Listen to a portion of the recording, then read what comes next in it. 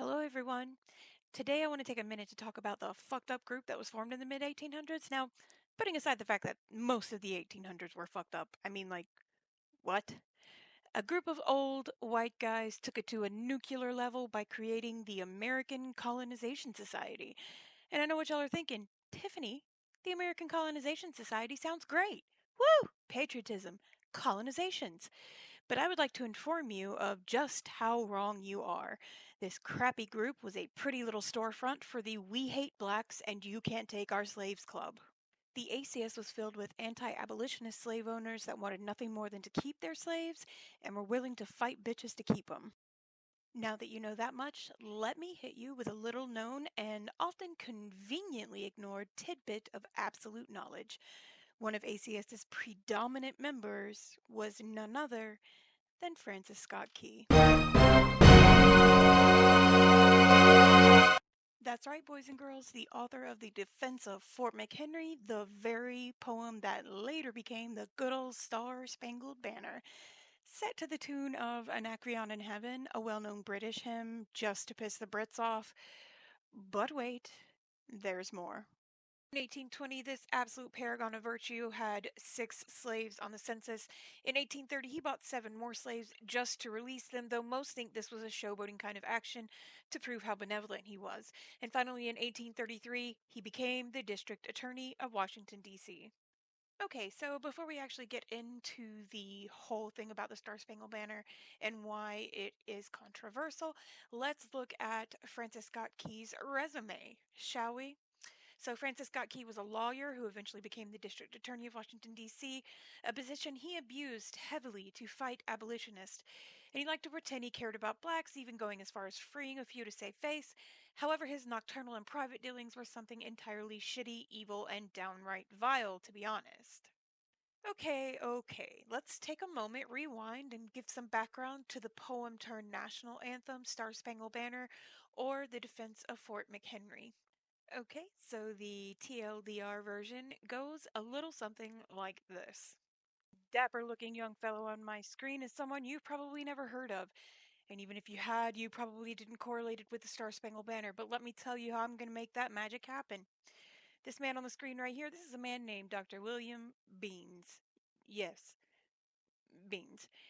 And Francis Scott Key heard that William Beans was captured by the British and was being held on a ship in the Chesapeake Bay. So, Key and his friend Colonel John Skinner went to be like, yo, Beans is super old and not a good prisoner. You're not going to get any money for him. Let's just let Beans go. And the Brits were like, cool. And they let Beans go. Good old Dr. Beans.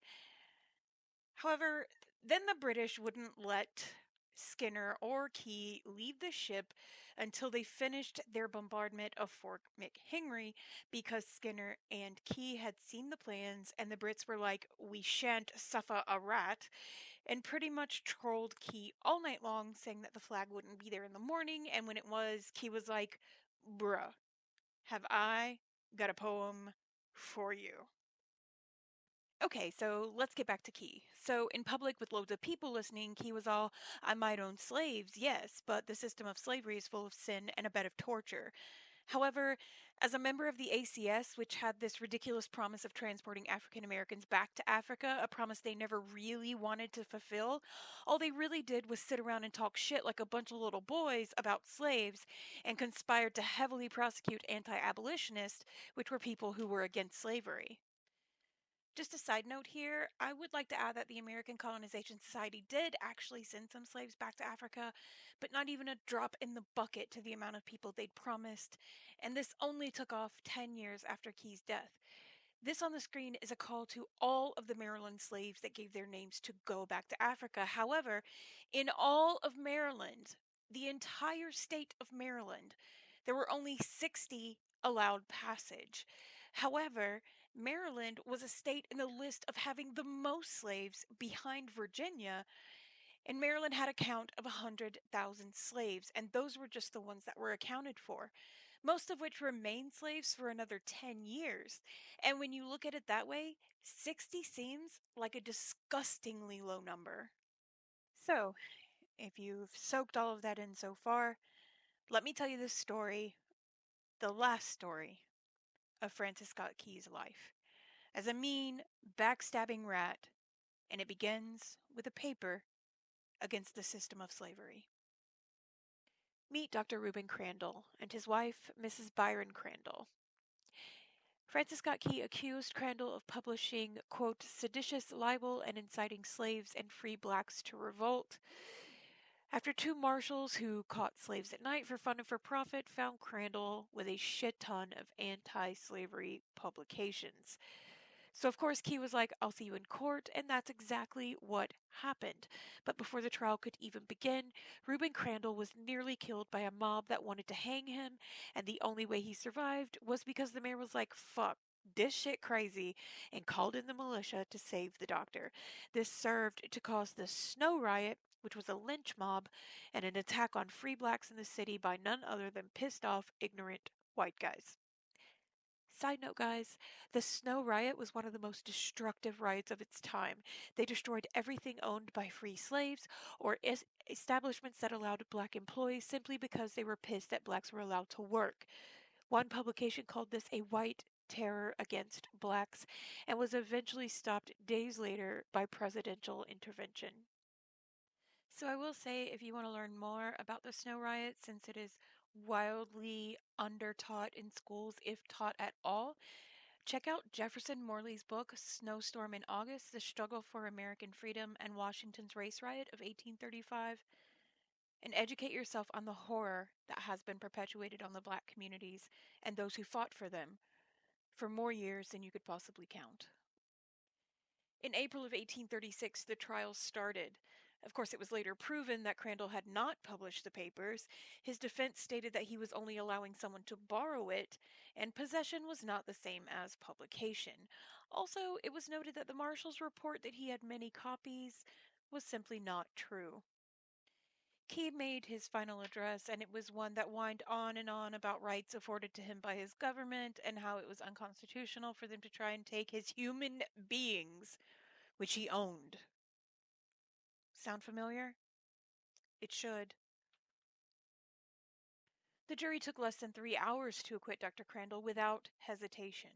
However, since Francis Scott Key convinced the judge to give him a high bail or no bail, it caused Dr. Crandall to stay in prison until people could smuggle him out of the state. Unfortunately, Dr. Crandall contracted tuberculosis while imprisoned, and though he moved to Jamaica in 1836, hoping the warm weather would help his recovery, Dr. Crandall died in Kingston on January 17th of 1838. Ass-whooped and embarrassed, Key remained a staunch anti-abolitionist until his death. However, he faded from the limelight, was no longer a presidential confidant, and some stated he seemed to have lost his ambition. So let's talk about a quote that was overheard by one of Francis Scott Key's battle buddies or one of his friends during the War of 1812. As they saw a black colonial Marine Corps marching by, he stated that blacks were a distinct and inferior race of people, which all experience proves to be the greatest evil that afflicts a community. Super great guy, Francis Scott Key. Amazing. Let's not forget that Francis Scott Key also penned other poems about the First Barbary War. Now, the First Barbary War was where the United States and Sweden, we see you, Sweden, fought the four North African states known as the Barbary States, which consisted of Tripoli, Algiers, and Tunis, and also the Sultanate of Morocco. So if you can't tell, or if you don't see the correlation, he didn't care about people of color no matter where they were from or what their purpose was. One last thing. There's a lost stanza in the poem, or what we know as the Star Spangled Banner. Lost meaning that they just don't use it, not that it, like, I don't know, ran away from home or something. But it says, no refuge could save the hireling and slave from the terror of flight or the grave, and the Star Spangled Banner in triumph doth wave. Now, we all know the definition of slave, but in this stanza we see the word hireling, which refers to a person who does menial work or really hard work and either doesn't get paid or gets paid almost nothing. Both of these are referring to both slaves and indentured servants, as during this war the black regiments were sent in as cannon fodder, and not many of them survived, thus making this stanza disgusting, as with a modern interpretation, Key is saying, yeah, a bunch of blacks died, but gee golly, will you look at that flag? So let's round things up with a little nice closing statement. So I have heard people say throughout my life, they were never slaves. It's ridiculous for them to be upset about it. Well, let me tell you, I wasn't a Jewish member of the Nazi Germany, and I'm incredibly upset about what happened to the people that were murdered. Here's the thing, slavery is illegal. We all know that. But that doesn't mean that the original version of slavery can't take on an entirely different meaning, thus perpetuating the trauma of it all over again. I've also heard people complain about black on black crime. Well, I have two thoughts on that subject. One is there are loads of white on white crime, but it doesn't sell for news agencies, and that tells you one thing for certain. The blacks aren't owned, but they are definitely still being used as a commodity to make money off of. Second, we as white people have to finally admit that we have created a lot of issues by the hate we threw at them and the torture they suffered at the hands of our ancestors and the vicious prejudice they receive today. Sir Thomas More summed it up beautifully in the book Utopia. He says, "For if you suffer people to be ill educated and their manners to be corrupted from their infancy, and then punish them for those crimes to which their first education disposed them, what else is to be concluded from this but that you first make thieves and then punish them?" That's not to say that people today are not educated. It was simply the way of life back when that book was written. However, this is basically saying if you oppress a people for so long with no escape, the only action they have left is survival at all cost. You've created, we have created a need for survival at all cost. And then we punish for what we have created. I also hear the argument of they were sold by their own people. Some of them, yes. However, no matter who you're sold by, you're still sold. And the pain and fear is still there regardless of point of sale specifics. Not to mention, they were further moved around and sold by white people. This song has been perpetuated by the US since it was placed into action and worshipped like some kind of god. This song, written by a whiny slave owner that embarrassed himself out of a career. So tell me again, and tell me again, and again, why black men and women shouldn't kneel to a song written by the very man that would have rather owned them than to ever respect them. That's it for now, guys. Thank you so much for watching. I hope you have a wonderful night, and I hope against everything that some of you have opened your eyes.